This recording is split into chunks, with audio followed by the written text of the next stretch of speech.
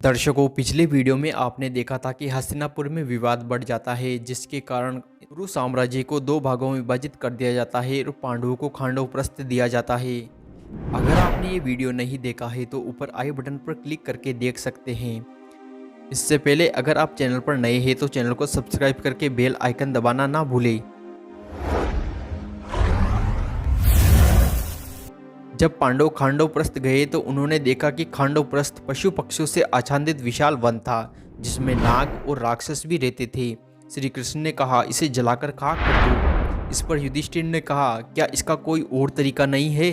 श्री कृष्ण ने पूछा, क्या वन को नष्ट किए बिना कोई खेत अथवा फलों का बगीचा या नगर बसा सकता है? पांडवों और श्री कृष्ण के पास एक मोटा ब्राह्मण आया और उसने कहा कि मैं आपके पास भिक्षा की आशा से आया हूँ। ब्राह्मण ने कहा कि भिक्षा लेने से पहले मैं आपसे वचन चाहता हूँ कि आप पीछे नहीं हटोगे। पांडवों ने कहा कि हम वादा करते हैं कि आप जो भिक्षा में चाहेंगे हम आपको देंगे। दरअसल वो मोटे ब्राह्मण का वेश करने वाले अग्नि देवता थे जो पांडवों के पास आए थे और बोले, मुझे समर्पित इतने सारे घी ने मुझे बीमार कर दिया है। मुझे पूरा भरोसा है कि किसी नई वस्तु अथवा स्थान को जलाकर मैं अवश्य ही स्वस्थ हो जाऊंगा। समय पर अग्निदेव के आ पहुंचने से पांडवों को खांडव प्रस्थ जलाने का बहाना भी मिल गया। सब कुछ आग में स्वाह होने लगा। पेड़, जड़ी बूटियां इत्यादि पशु पक्षी क्रंदन करते हुए लपटों से बचने की कोशिश करने लगे। श्री कृष्ण ने कहा, इन सबको मार दो। अर्जुन ने पूछा, क्यों? ताकि जिस जमीन को तुम अपनी बता रहे हो उस पर दावा करने वाला कोई भी व्यक्ति जीवित ना बचे। मिल्कियत का मूल्य समझो, बसावट का बोझ उठाओ। फिर पांडवों ने पूछा, हम कब रुकेंगे? श्री कृष्ण ने कहा, जब तुम्हारी सारी आवश्यकताएं पूरी हो जाए और लालच में फंसने से पहले। रुकने की घड़ी को पहचानना ही अच्छे राजा की निशानी है। उसके बाद भीषण संहार हुआ। अर्जुन और श्री कृष्ण तथा अन्य पांडवों ने अपने अपने रथों पर सवार होकर आग की लपटों से बचकर भाग रहे जीवों को मार दिया। नागों ने अपने मित्र देवराज इंद्र से गुहार लगाई, जिन्होंने गरज के साथ बारिश करवा दी। श्री कृष्ण ने जैसे ही वर्षा को गिरते देखा, तत्काल अर्जुन को निर्देश दिया कि वे बाणों से आसमान में ऐसी बाधा बना दे कि बारिश की एक भी बूंद पृथ्वी पर ना आ सके। इस प्रकार बाणों की छतरी के तले दानावल चलता रहा।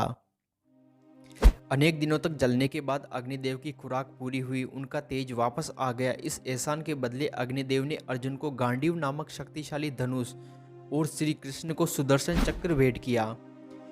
अग्निदेव ने अपने पावन धाम लौटने से पहले कहा कि इन शस्त्रों से पृथ्वी पर धर्म की स्थापना करो। जबरदस्त आंख से एक दानव के अलावा कुछ भी नहीं बचा। उसका नाम था मयासुर।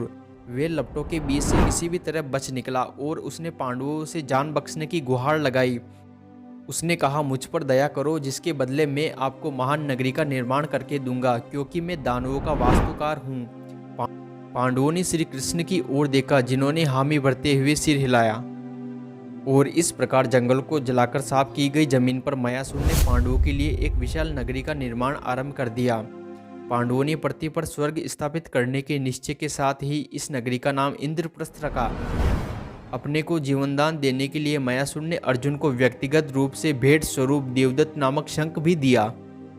पांडवों के सलाहकार गुरु धौम्य थे, जिन्होंने एक चक्र वन में उन्हें भीषण गरीबी में पिसने से लेकर उनके अच्छे दिन आने तक हर एक स्थिति देखी थी। वीडियो अच्छा लगा हो तो इसे लाइक करना ना भूले। चैनल को सब्सक्राइब करके बेल आइकन दबा दे ताकि जब भी कोई नया नोटिफिकेशन आए तो सबसे पहले आपको पता चले। वीडियो पर यहाँ तक बने रहने के लिए आप सभी का धन्यवाद।